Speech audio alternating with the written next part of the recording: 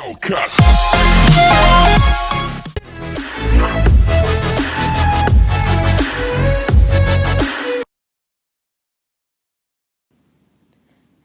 so this is a continuation of the first part, and I would recommend watching that video first, but it's like kind of bad. So I'm just going to give a summary of the last one. So Virgil woke up in his own room, which was weird considering he fell asleep in Romans. After also not being able to find his ring, and none of the others seeming to understand his situation, he sat alone in his room for a while, not knowing what else to do.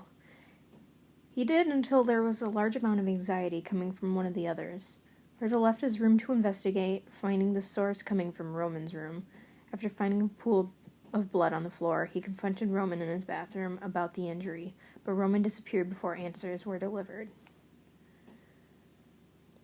Virgil stood there for a moment before rubbing his temples. "Dang it, Ro," he sighed and put a hand through his hair, not knowing what else to do.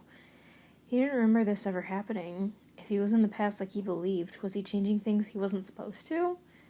For now, the anxious side didn't really care. He couldn't freak out now. He had to do something. Taking a deep breath to keep himself calm, something that he'd definitely gotten better at over the years, Virgil tried to think.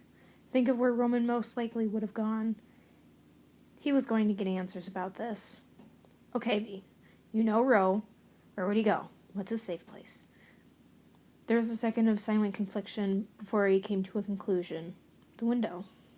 There was a window in Roman's castle, one that looks over the beautiful landscape below. The creative side often retreated to that spot when he was upset or needed inspiration. Virgil only learned of the habit a short while ago, but he respected it when he needed to. That's exactly where he went, but not before looking at his hand and rubbing the empty finger where a silver ring normally sat. He missed his ring. He got an idea before he once again entering the imagination. Roman loved apple cream puffs. Virgil wasn't very good at baking, and this pastry required a decent amount of time to make, time that he did not have at the moment. Store-bought ones would have to do. With the newly acquired treat, he once again entered the realm. He walked to the room and opposed to just sinking there, to give Roman just a little more time. Yep, definitely the one who needed more time. Virgil definitely wasn't taking the walk as an excuse to have more time to think about what to say. Roman was a strong prince, and really, this didn't happen that often. Sure, he would become distressed every now and again, and Virgil would help him during those times any way he could. The anxious side took a deep breath outside the door to the room he knew his prince would reside in. He may not know much about cheering people up, but they always got through it. Everything would be fine as long as he tried his best. He opened the door and stepped inside. Roman was, as the anxious side had expected, perched upon the windowsill, gazing over the land. He had not yet noticed the others standing there, which gave Virgil more time to overanalyze how to make himself known without startling him. While he thought through, his thoughts subsided when he heard that Roman was quietly singing to himself. It was a familiar melody, a tune that the creative side would often use as a lullaby when Virgil couldn't sleep. He had guessed that it was a song Roman and his brother had made up before they were forced to split apart, by the way he often sang it. The younger wondered if he had been reunited with his brother during this time, but figured not because of Roman's expression as he quietly continued.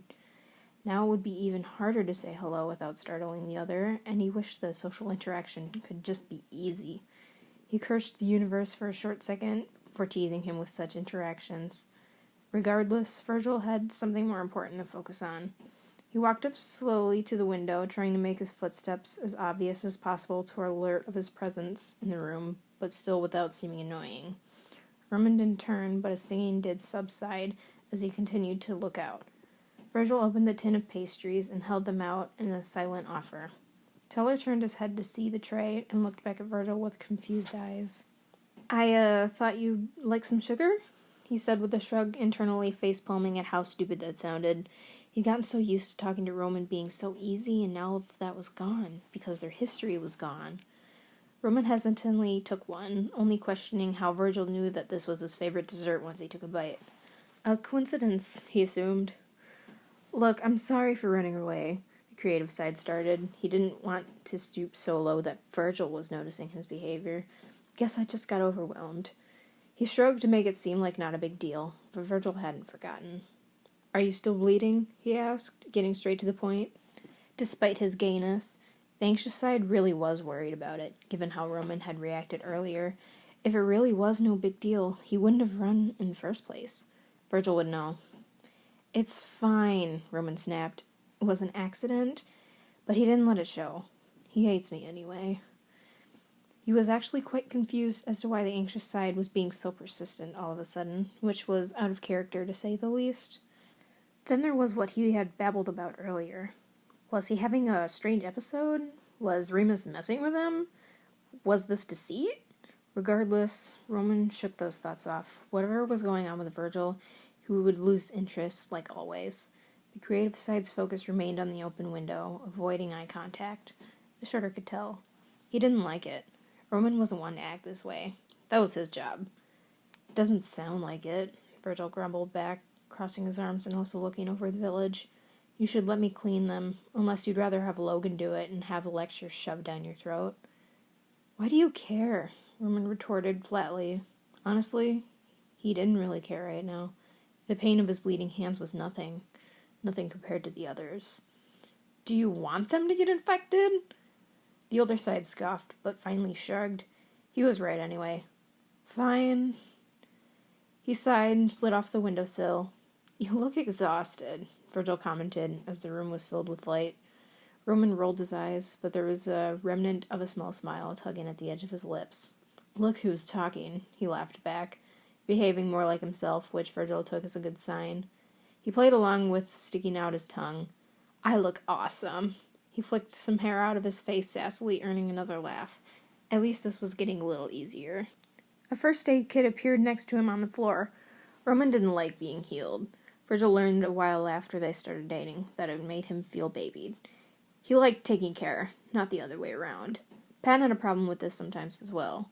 You could argue that being taken care of manually would make the process being taken care of longer, but Roman preferred it nonetheless. Virgil sat down and motioned for the creative side to as well. He took a deep breath and copied the other's actions before revealing his hands. "Oh my God!" Virgil gasped in surprise as he stared at the injuries. His hands were now not what he was concerned about. Various small scratches, something that could heal in a few days. No, now was where he focused on his lower arms. His right had multiple more serious-looking scratches, which must have hurt, but wasn't anything that could cause any actual damage. But his left? There was one long, deep-looking cut. Virgil covered his mouth in shock and looked at Roman's face. He looked uninterested. "Are you okay?" he exclaimed anyway. Roman just shrugged. This was nothing. The anxious side blinked and looked back down, starting to take care of the injuries.